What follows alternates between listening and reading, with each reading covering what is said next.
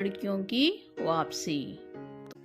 मीना एक हंसमुख छोटी बच्ची है। वह अपने माता पिता, दादी, भाई राजू और बहन रानी के साथ रहती है।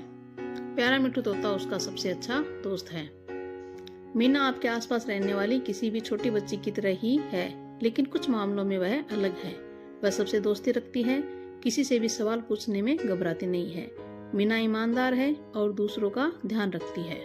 वह अपने परिवार और दोस्तों की परेशानियों को सुलझाने की कोशिश करती है।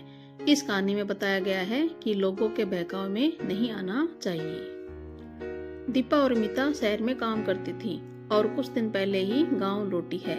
यह जानकर मीना की दादी बोली, मैंने सुना है कि वे कुछ खास कमा कर नहीं लाई। मीना के पिता ने कहा, उन्होंने तो 2 साल अपने घर वालों को चिट्ठी तक नहीं लिखी। मीना और राजू बहुत पहले अपने पिता के साथ एक बार शहर गए थे। वे शहर के बारे में जानना चाहते थे। उन्होंने माँ से पूछा, दीपा और मीता को घर बुलाएं, उनसे शहर के बारे में बात करेंगे। माँ ने कहा, जब उन्हें आना होगा वे खुद आ जाएंगी। कुछ दिन बाद दीपा और मीता उन्हें मिलने आई। मीना उन्हें देखकर हैरान हो गई। वे उदास और बीमार दिख रही थी। मीना ने तो सोचा था कि वे शहरी लड़कियों की तरह चुस्त होगी। दादी ने कहा, बड़े दिन लगा दिए शहर में। सुनकर वे रो पड़ी। उन्हें रोता देख सब हैरान हो गए। दीपा ने बताया, 2 साल पहले अम्मा की पहचान वाली औरत शहर से हमारे घर आई। उनके साथ एक आदमी भी था। उन्होंने अम्मा से कहा, शहर में बहुत काम है, दीपा और मीता खूब कमा सकती है, हो सकता है उनके लिए अच्छे लड़के भी मिल जाए। आदमी ने अम्मा से कहा, अगर लड़कियों का मन न लगा तो हम उन्हें वापस छोड़ जाएंगे। उस औरत ने अम्मा को 1 महीने की तनख्वाह भी पहले दे दी। अम्मा और बाबा सोच में पड़ गए। बाबा ने कहा, क्या दीपा और मीता को शहर में भेजना ठीक है? तो अम्मा ने कहा, वहाँ उन्हें पेट भर खाना तो मिलेगा। आखिर अम्मा और बाबा हमें भेजने के लिए राजी हो गए। चलते समय बाबा ने कहा, ध्यान से रहना। हम उन लोगों के साथ शहर चली गई। 2 दिन के सफर के बाद हम शहर पहुंची। वहां उस औरत ने हमें एक आदमी को बेच दिया। वह आदमी हमें एक गंदी जगह छोड़ गया। वहां और भी लड़कियां थी। वे सब कैदियों की तरह रहती थी। बीमार होती तो कोई देखभाल न करता, न डॉक्टर के पास लेकर जाता। हम सब एक नरक भोग रही थी। दीपा ने रोते रोते बताया, 2 साल बाद एक दिन मीता की तबीयत बहुत बिगड़ गई। कुछ दिन में उसकी हालत काम करने लायक भी न रही। उन लोगों ने उसे बाहर फेंक दिया। लेकिन मीता की किस्मत अच्छी थी। उसे एक महिला नारी निकेतन में छोड़ गई। उन्होंने मेरा पता भी लगाया और मुझे उस नरक से छुड़ा लाई। नारी निकेतन वाली दीदी मीता को एक डॉक्टर के पास ले गई। मीता बड़े जोर से खांसने लगी। दीपा ने उसे संभाला। हमें उनकी हालत देख बहुत दुख हुआ। दोनों बहनें रो रही थी। हम भी उनकी आप बीती सुनकर बहुत उदास हो गए। दीपा और मीता के साथ जो बीती उसका पता उनकी अम्मा और बाबा को भी नहीं था। उन्हें बताते हुए लाज भी आती थी और डर भी लगता था। दादी ने कहा, चिंता मत करो बेटा, मैं तुम्हारी अम्मा से बात करूंगी। मीना ने माँ से पूछा, क्या उन बुरे लोगों को सजा नहीं मिल सकती? माँ बोली, पर पहले हमें सबको बताना होगा कि लड़कियों को नौकरी का झांसा देने वाले लोगों पर भरोसा न करें। अगले ही दिन दादी ने दीपा और मीता के अम्मा बाबा को पूरी बात बताई। शाम को मीना के घर पर बैठक हुई। बहन जी और नर्स दीदी भी आई। दीपा और मीता ने सबको सारी बात बताई। बैठक में गांव वाले भी थे और मुखिया जी भी। सभी ने गांव की बेटियों की रक्षा करने के उपायों पर चर्चा की।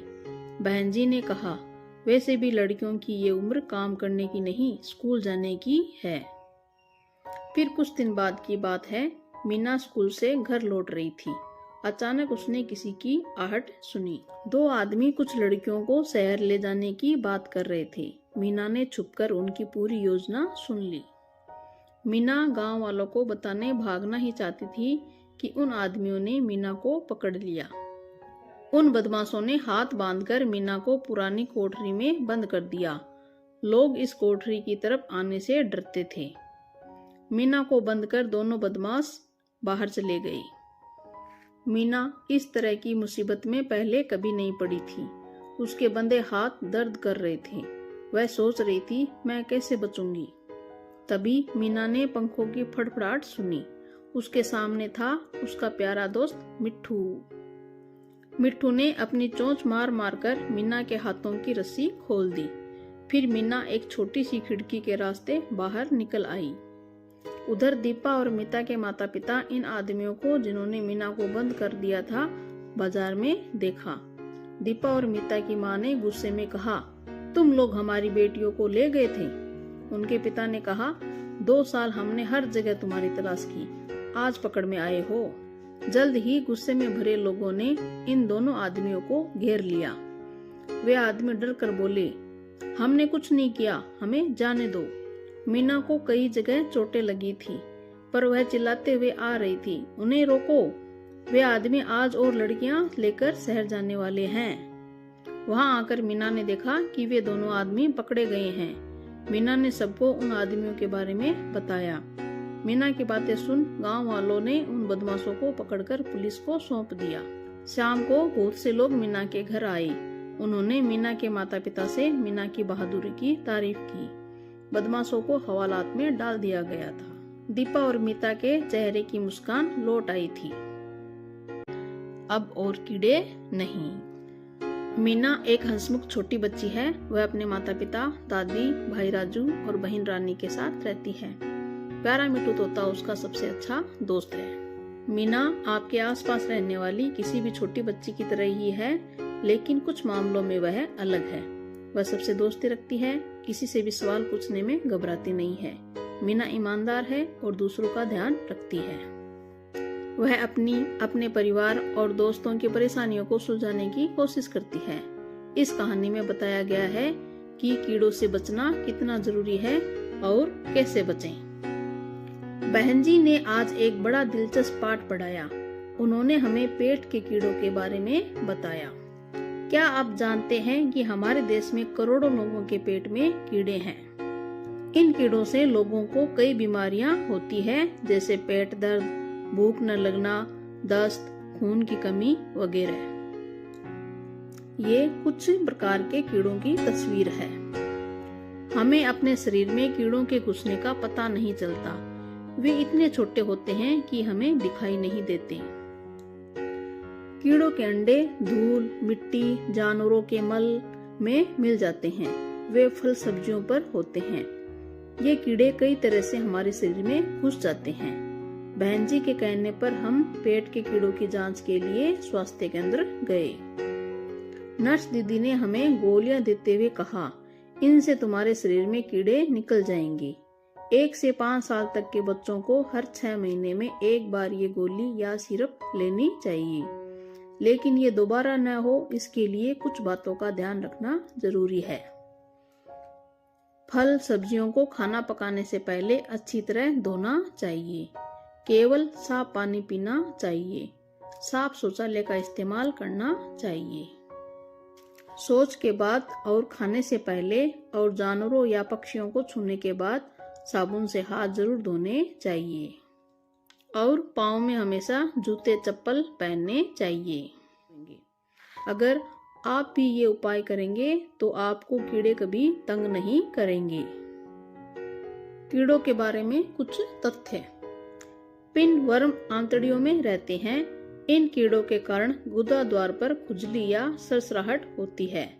रात को ज्यादा होती है क्योंकि रात को ही ये अंडे देने बाहर आते हैं। ये एक हुक वर्म का मुंह है। यह आंतड़ियों से चिपककर खून पीता है। 5 हुक वर्म एक दिन में 1 चम्मच खून पी सकते हैं। अगर किसी के शरीर में 100 हुक वर्म हो तो क्या आप उसकी कमजोरी और खून के नुकसान का अंदाजा लगा सकते हैं। राउंड वर्म लोगों में आम पाया जाता है। मादा राउंड वर्म 18 इंच लंबी हो सकती है। पता है यह एक दिन में कितने अंडे देती है? 2 लाख। टैप वर्म के शरीर के हर हिस्से में 50,000 तक अंडे हो सकते हैं। भला ये टैप वर्म कितना लंबा है, जरा माप कर देखें तो।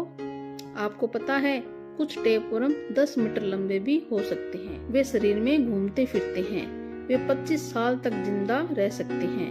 वे खून नहीं पीते, वे पचे हुए खाने पर पलते हैं। इससे शरीर में पोषण की कमी हो जाने से हमारे कुपोषित हो जाने का खतरा रहता है। अब पता चला कि कीड़ों से बचना कितना जरूरी है।